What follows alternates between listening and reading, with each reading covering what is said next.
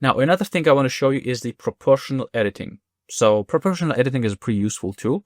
So let's say I added a bunch of loop cuts, right? I'm going to go ahead in the edit mode, press Ctrl R, add a few loop cuts here, and then add a few loop cuts here. Let's say I want to select this center face and I want to change like the appearance of the entire cube, right? I'm going to add different loop cuts over here again. So I'm going to select this top face over here and I'm going to move it up with GZ. But as you can see, it only changes the top side of the portion, not the entire cube. But if I enable proportional editing here, this tool is called proportional editing, which can also be toggled on and off with O. So I'm going to press on O to enable it. Now I'm going to press on G. And then as you can see, I have the circle over here, like the circle of influence. Now, if I move it, as you can see, it creates like this weird shape.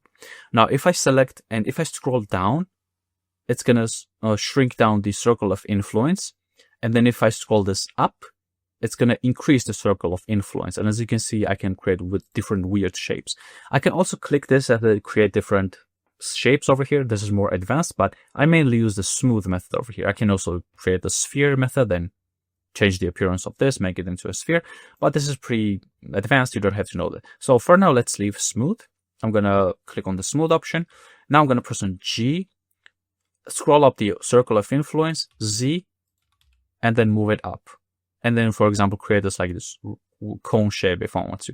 I can do the same thing, for example, on the side. And I can do the same thing with the vertices. So instead of faces, I can select vertices and then move them and create like different weird shapes if I want.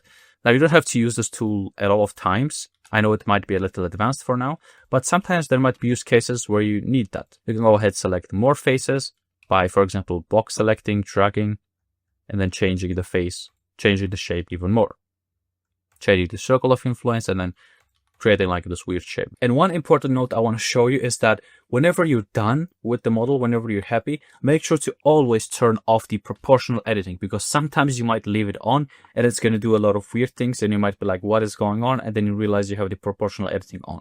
So make sure to turn it off whenever you're done and then continue on with your work. Now, I don't want to show you more advanced stuff with 3D modeling because it's not going to be important throughout this course. So yeah, I just wanted to show you how to use the extrude, inset, bevel, and then all the other tools that I just showed you. So yeah, that's basically what I wanted to show you with 3D modeling. Again, 3D modeling is a vast subject. It has way more tools, but I just wanted to show you these basic tools because we might be needing them, especially when we're terraforming the world, when we're changing the world, when we import it inside Blender. I'm talking about the Minecraft world, right? So you might need to change those, but again, you only need to know basics and not some fancy stuff.